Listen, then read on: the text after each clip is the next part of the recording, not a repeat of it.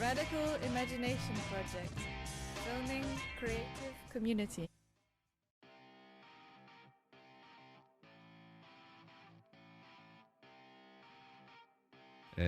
So my name's Darren, or Sound Thief, it's my other alias.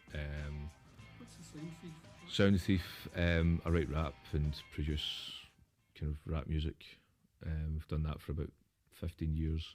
So I just thought I'd use that, that's what folk know me as already, so I thought I would link folk that know me into becoming an activist. I think, like a lot of people, the referendum for Scottish independence in 2014 was what sort of pushed me into declaring myself as having a political position.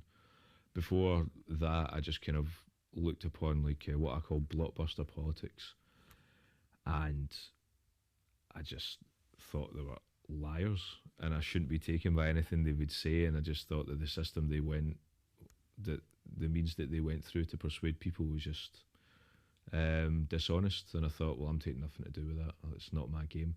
But just being surrounded by all the goings on for the referendum, I was just kind of prodded and poked into declaring, you know, as being something political. So I was reading a book of collected interviews with Noam Chomsky. It was called On Anarchism, and reading through that, I kind of realised, well, this must be my position, because I agree with the things being said, the way that it disagrees with the political system and the way we should probably go forward and with society and what kind of society we should have. So that's how I've arrived at the realisation that I must be an anarchist, if anything, by political position. So then after realising that, I came across the Glasgow Anarchist Collective, and from being involved with them, I think my ideas were more affirmed. Do you want to share a wee bit of your background? And Yeah, so I come from a village called Eaglesham, which is due south of the city. It's maybe about 15 minutes drive, just outside the city boundary. I suppose it's a small bubble that's safe to grow up in. Maybe by the time you reach 15, it kind of immediately hits you that there's nothing there for you, but there's next to no crime. Maybe people get drunk and fight with each other as neighbours. There might be a small drug problem. It's not that violent. As I grew up into adolescence, all the bigger boys that might have been violent towards you, the tearaways, they all either left or they quietened down. So it was always getting safer for me growing up. But as I say, by the time you reach 15, you know, you've been going in and out of the city centre to, you know, find out what shopping is, and you kind of realise there's nothing really here. But at the same time, you've got it so easy, you don't see why you should leave. In fact, you think, if I was to leave, you know, what is there? Oh, I could get a flat, but how would I pay rent? I mean, I've got a job now, but I don't need to pay anything to my folks now, so well, I don't know if I want to do this. Until you make that leap, and then you realise, right, okay, if only I'd done this, you know, a good 5-6 years ago. But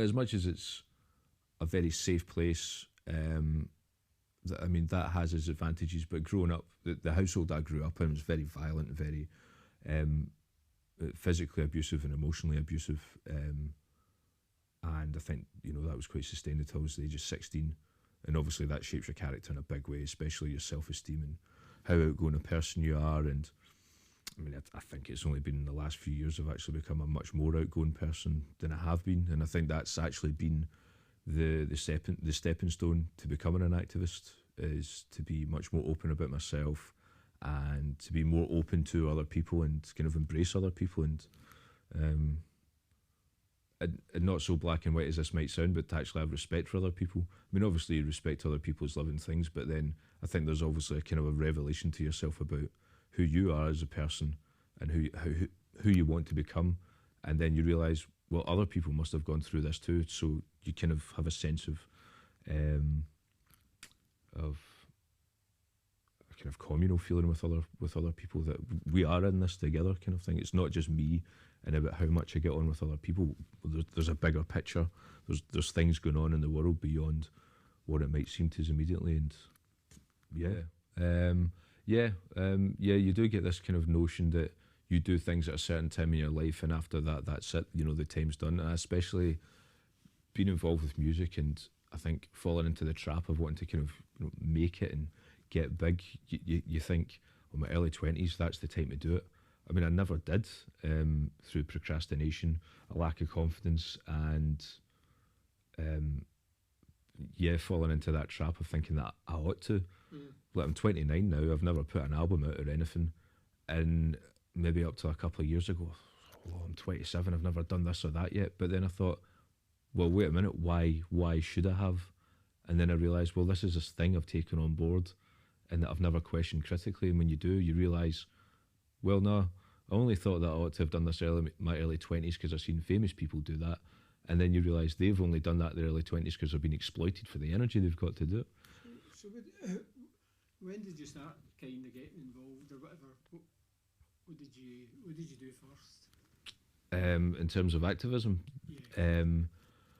I mean, I think like a lot of folk, it was the referendum in independence for Scotland 2014 was that really pushed me to declare like that I had a position politically, because up to then I'd looked at what I now call blockbuster politics with political parties, and you have faces that speak and hit out with a lot of rhetoric. I just looked at them and I just got the impression that they're liars, and I don't see why I should be persuaded by them.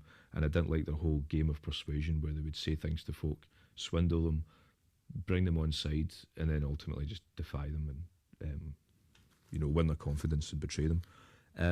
So I didn't see why I should take anything to do with anything by ways of politics. And because the atmosphere was so concentrate around the referendum for independence, I was just kind of cajoled into declaring that I did have some sort of political position. And I was reading a book called On Anarchism, which is just a collection of writings or speeches by Noam Chomsky. And reading through it, I felt that this must be my position, because I'm agreeing with a lot of what he has said in terms of analysing power structures and the political party system and his ideas about moving forward. So what did you start looking at then? How did you get into motion? What were you thinking was the things that needed to be dealt with or involved in? I think for the first short while, I just thought about the analysis of the system and I just looked at it. So, okay, yeah, I agree with that. Now, I have thought these things for a while, and now I see that they are actually true, and maybe because I had no reciprocity with anyone else, that they weren't true. So now I could see it. Especially reading Rousseau, actually, for my access course to get into university. The Discourse on Inequality, with his idea that society is a terrible thing, and coexistence between humans first went to ruin because someone believed someone else that said, this belongs to me, and it was the institution of property that really ruined everything. Because I'd always looked upon society and thought, this is terrible, there's so many wrong things going on, like there has to be some way of rolling this back to going back to some sort of way of stripping back all these terrible complexities that don't have to exist. I don't think it can be rolled back. We have to really confront the situation as it is and move forward from that. So I was really not content, but I spent a long time kind of looking at things and a sense of relief that I've not got it all wrong. Like, I think I have got some of my analysis right, but it's not been directed in the most constructive way or in any constructive way. So when I was at university, I came across a student anarchist group that was forming. I thought, well, I should probably go to this and find out, if other people are anarchists, then that must be the kind of people I should be talking to. And at the first meeting, I met a couple of folk from the Glasgow Anarchist Collective, and they'd said, well, you're always welcome to come to our meetings. We're doing a talk about some anarchist activity in Glasgow. It's like, it's already been happening in Glasgow, so let's go and find out about it. And from getting involved with Glasgow Anarchist Collective, I met other people that were analysing things along the same way, but they had already made their steps in assessing what could be done and how we should go about it in order to make some change on a local level.